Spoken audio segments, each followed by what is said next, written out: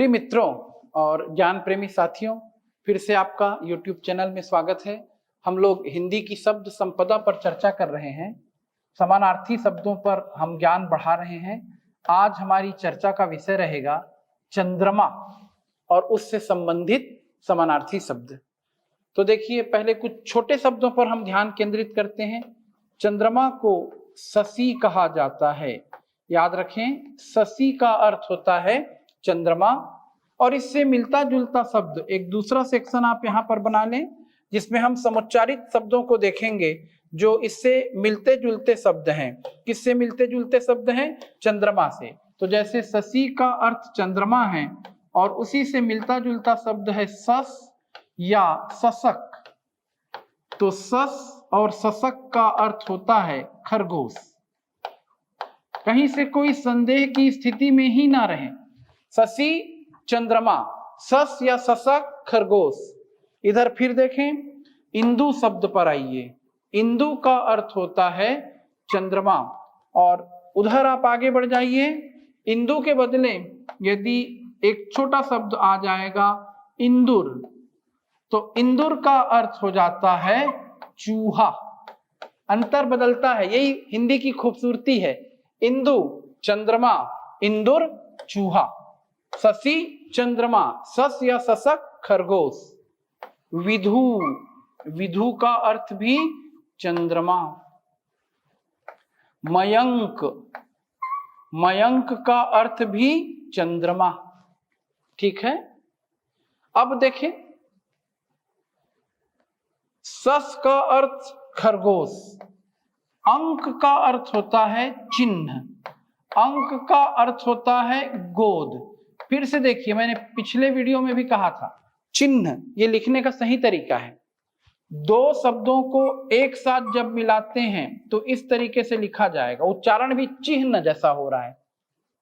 अब देखें, चंद्रमा पर खरगोश जैसा चिन्ह है, जो एक धब्बा दिखता है चंद्रमा पर। कुछ लोग उसे खरगोश समझते हैं, कुछ लोग उसे हिरण का रूप मान लेते हैं, और उन्हें लगा साहित्य की दुनिया में कि चंद्रमा के अंक में हिरण है या खरगोश है, और उन्होंने शश शब्द से चंद्रमा का समानार्थी शब्द बना दिया शशांक, शशधन अंक। मृग शब्द से चंद्रमा का समानार्थी शब्द बना दिया मृगांक, मृग लांछन। और देखें, चंद्रमा खरगोश को धारण कर रहा है, खरगोश वहां पर मौजूद है, ऐसा समझकर एक शब्द बनता है शशधर। शशधर का अर्थ चंद्रमा होता है, लेकिन अगले लेक्चर में हम लोग बड़ी व्यापक चर्चा करेंगे शशिधर शब्द पर। शशिधर का अर्थ भगवान शंकर होगा, जो चंद्रमा को धारण कर रहे हैं। तो देखिए, चंद्रमा से संबंधित कुछ शब्द, शशि का अर्थ चंद्रमा, इंदु का अर्थ चंद्रमा, विधु का अर्थ चंद्रमा, मयंक का अर्थ चंद्रमा, शशांक, मृगांक, शशधर का अर्थ चंद्रमा, और मृग लांछन शब्द मैं आप सबके लिए छोड़ रहा हूं। देखें, कंफर्म करें क्या यह चंद्रमा का पर्यायवाची है या नहीं है। अब कुछ अनेकार्थी शब्दों पर चर्चा करते हैं। जैसे एक शब्द है द्विज। ये दो शब्दों के मिलने से बना है। द्वि है तो बहुत छोटा सा शब्द, लेकिन इसमें द्वि का मतलब है दो और ज का मतलब है जन्म लेना। तो हिंदी के अनुसार जिसका दो बार जन्म होगा वो द्विज है। जिसका दो बार जन्म होगा, कैसे दो बार जन्म होगा? पक्षी, पक्षी का दो बार जन्म हो रहा है, एक बार अंडे के अंदर, एक बार अंडे के बाहर, ऐसा समझ सकते हैं, इसलिए पक्षी द्विज है। द्विज का अर्थ दांत है। आपको जो दांत मिले हैं, एक बार दूध के दांत मिलते हैं, दोबारा फिर से आते हैं, इसलिए दांत का दो बार जन्म हो रहा है, तो दांत भी द्विज है। सांप का दो बार जन्म हो रहा है। कई अनुश्रुतियां हैं इससे जुड़ी हुई, जिसमें से एक अनुश्रुति है कि सांप जब अपनी केचुली बदलता है, उसकी त्वचा कड़ी हो जाती है, फिर वो अपनी त्वचा को खुद ही किसी पत्थर पे अपने शरीर को रगड़कर उस त्वचा को से या त्वचा के किसी भी कारण से फटने से उस त्वचा से बाहर आ जाता है। तो सांप का दूसरा जन्म हो रहा है तो सांप द्विज है। ब्राह्मण को भी द्विज कहा गया है। यहां ध्यान दें, ब्राह्मण उच्चारण पे फिर ध्यान दें, ब्राह्मण। हम शब्द शुद्धि के टॉपिक में चर्चा करेंगे और ऐसा भी लिखा जाएगा ब्राह्मण। गलत क्या है? तो ऐसा लिखना अनुचित है, ब्राह्मण। क्वेश्चन मार्क लगा रहा हूं, आगे हम क्लास में चर्चा करेंगे। तो द्विज का अर्थ, द्विज के कौन कौन से अर्थ हो रहे हैं? द्विज का एक अर्थ पक्षी, द्विज का एक अर्थ दांत, द्विज का एक अर्थ सांप, द्विज का एक अर्थ ब्राह्मण और द्विज का एक अर्थ चंद्रमा भी होता है, क्योंकि चंद्रमा अमावस्या के दिन विलुप्त हो जाता है और पूर्णिमा के दिन फिर से पूरी शक्ति क्षमता के साथ हमारे सामने उपस्थित होता है, तो चंद्रमा को भी द्विज कहते हैं। बाकी लोगों का एक बार पुनर्जन्म हो रहा है, चंद्रमा का तो बार बार पुनर्जन्म होता है, बार बार वो आता है, बार बार चला जाता है।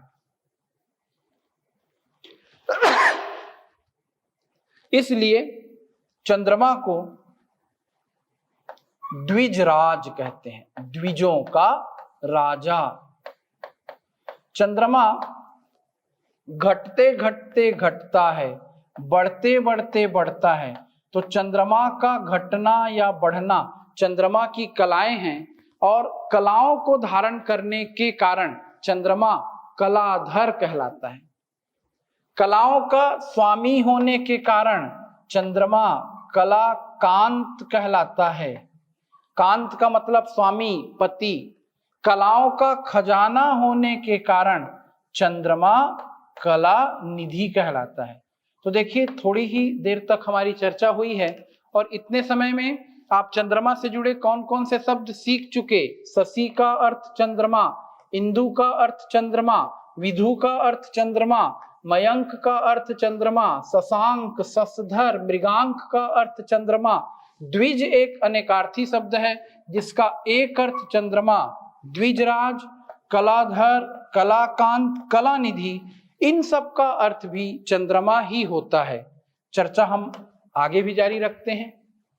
सोम एक अनेकार्थी शब्द है। देखिए, सोम अनेकार्थी शब्द है। सोम का एक अर्थ मदिरा होता है, मदिरा। सोम का दूसरा अर्थ अमृत होता है और सोम का एक अर्थ चंद्रमा भी होता है। तो फिर से हमारे शब्द ज्ञान में वृद्धि हो रही है। सोम अनेकार्थी शब्द है। सोम के तीन अर्थ, मदिरा, अमृत और चंद्रमा। आगे देखिए, हमने अंशु शब्द पर पिछले लेक्चर में चर्चा की है। अंशु का अर्थ होता है किरण। किरण को रश्मि, ज्योति, प्रभा, दीप्ति, मयूख आदि नामों से भी जाना जाता है।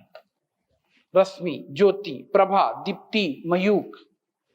चंद्रमा की किरणें हिम के समान शीतलता उत्पन्न करती हैं, इसलिए चंद्रमा कहलाता है हिमांशु।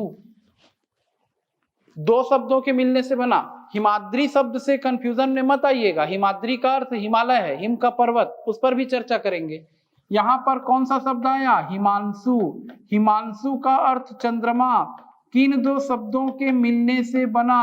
हिमधन अंशु।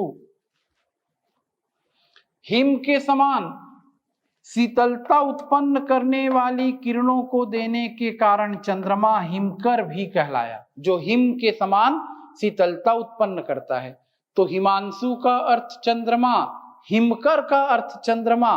चंद्रमा पे अमृत का खजाना है, तो सुधा धन आकर, सुधाकर। परंपराओं के अनुसार हम मानते हैं कि शरद पूर्णिमा के दिन चंद्रमा से अमृत की वर्षा होती है। आकर शब्द है, आकार नहीं है, आकर। शरद पूर्णिमा के दिन चंद्रमा से अमृत की वर्षा होती है और यदि आप लॉजिकली समझना चाहें तो दिन भर सूरज की उत्तप्त गर्मी से परेशान व्यक्ति जब चंद्रमा की शीतलता को पाता है तो उसे लगता है कि उस पर अमृत वर्षा हो रही है। तो सुधा का अर्थ अमृत और आकर शब्द है आकर। आकर का अर्थ क्या होता है? खजाना। चंद्रमा पर अमृत का खजाना है, इसलिए चंद्रमा सुधाकर है। चंद्रमा की किरणें हिम के समान शीतलता प्रदान करती हैं, इसलिए चंद्रमा हिमांशु है। और चंद्रमा की किरणें अमृतमयी हैं, अमृत को सुधा कहते हैं। तो सुधा में अंशु शब्द के जोड़ने से फिर समानार्थी बन रहा है चंद्रमा का ही, सुधा धन अंशु सुधांशु। और बिल्कुल इसी तरह से चंद्रमा का एक समानार्थी बनेगा अमृत धन अंशु अमृतांशु। दो शब्दों के मिलने से बना अमृत और दूसरा शब्द अंशु। अमृत का अर्थ अमृत और अंशु का अर्थ किरण।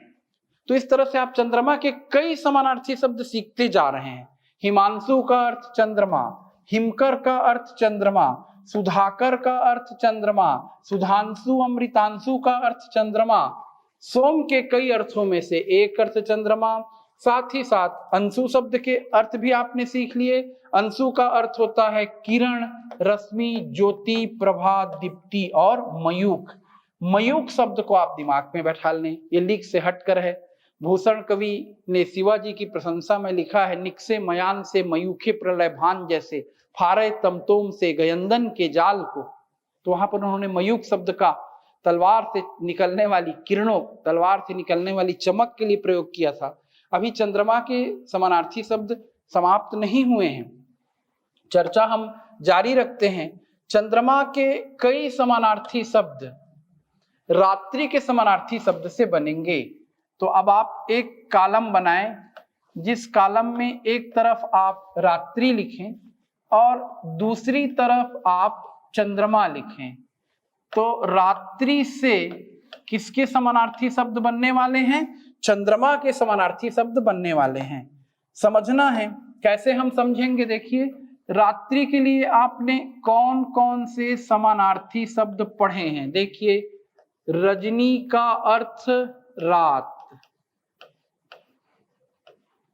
निशा का अर्थ रात, विभा का अर्थ रात, ओके, राका का अर्थ रात। रजनी, निशा, विभा, राका, छपा, क्षणदा, ये सब रात्रि के समानार्थी शब्द हैं। छपा का अर्थ रात, क्षणदा का अर्थ रात, रजनी, निशा, विभा का अर्थ रात। निशीथ, मध्य रात्रि का समय, इसे क्या कहा जाता है? निशीथ। सरवरी का अर्थ रात, यामिनी का अर्थ रात, रैन और रैना का अर्थ सुना ही होगा आपने इन शब्दों को, रैन और रैना का अर्थ रात। विभावरी का अर्थ रात, बीती, विभावरी, जागरी। जयशंकर प्रसाद लिखते हैं, रात्रि का अंतिम प्रहर विभावरी कहलाता है। तो एक बार अपने मन को एकाग्र करें, किसके समानार्थी शब्दों पर एकाग्र करें? रात्रि के।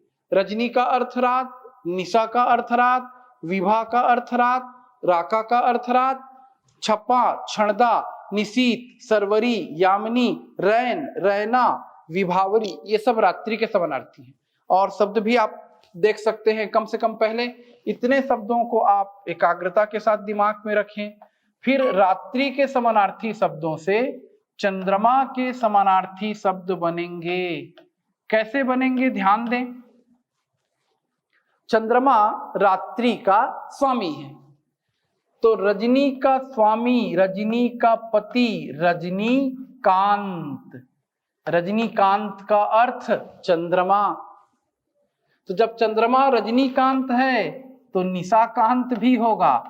निशाकांत का अर्थ भी चंद्रमा, विभाकांत का अर्थ भी चंद्रमा, जिसमें से रजनीकांत का नाम तो आप सभी जानते ही हैं। चंद्रमा रजनी का पति है, इसलिए चंद्रमा कहलाएगा रजनीपति। निशा का पति होने के कारण निशापति, विभा का पति होने के कारण विभापति, राका का पति होने के कारण राकापति। चंद्रमा रजनी का स्वामी है, पति है, ईश है। स्वामी के लिए ईश शब्द आएगा तो रजनी का स्वामी होने के कारण चंद्रमा रजनीश कहलाएगा। दीर्घ स्वर संधि से यह शब्द बना है, किन दो शब्दों के मिलने से बनेगा? रजनी धन ईश। कौन सा शब्द बन गया? रजनीश। और इसी तरह राका शब्द के साथ ईश शब्द को लेने से राकेश शब्द बनेगा। कौन से दो शब्दों के बीच यहाँ पर गुण स्वर संधि हो रही है? राका धन ईश। राका का अर्थ रात्रि और ईश का अर्थ चंद्रमा, ईश का अर्थ स्वामी। तो ये दो शब्द मिले, एक शब्द बना राकेश। राकेश का अर्थ चंद्रमा, राका अर्थात रात्रि का स्वामी। रात्रि उत्पन्न करने के कारण चंद्रमा रजनी कर कहलाता है, रजनी कर। निशा उत्पन्न करने के कारण चंद्रमा निशा कर कहलाता है और विभा उत्पन्न करने के कारण चंद्रमा विभा कर कहलाता है। तो विश्वास है आपका भाषा ज्ञान बढ़ रहा होगा। बस कुछ शब्द थोड़े से आपको और बता देता हूं। यहाँ पर आप रजनी कर शब्द को सीखे हैं, ऐसे ही एक शब्द बनेगा रजनीचर, जो रात्रि में विचरण करेंगे उनके लिए। ऐसा ही शब्द बनेगा निशाचर, जो रात्रि में विचरण करेंगे उनके लिए।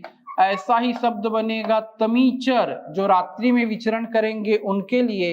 ये शब्द समानार्थी होते हैं राक्षस के, उल्लू के, सब रात्रि में विचरण करने वाले हैं। चोर के, तस्कर के। तो राक्षस, उल्लू, चोर, तस्कर, डाकू, इन सबको हम रजनीचर, निशाचर, तमीचर कह सकते हैं। तो विश्वास है आपका भाषा ज्ञान निश्चित रूप से समृद्ध हो रहा है। आप सहजता से हिंदी सीखते जा रहे हैं। चर्चा यहीं पर समाप्त नहीं हुई है। चंद्रमा पर आपने चर्चा सुनी। चंद्रमा से बनेंगे भगवान शिव के बहुत से समानार्थी शब्द, जिन सब पर हम चर्चा करेंगे अगले वीडियो में। तो आप देख ही रहे कि नियमित तौर पर वीडियो हम आपको देते जा रहे हैं। आप चैनल को सब्सक्राइब करें और इंतजार कीजिए दूसरे वीडियो का, इसके बाद के वीडियो का, जिसमें हम चंद्रमा से आगे बढ़ते हुए अन्य शब्द बनाएंगे। धन्यवाद।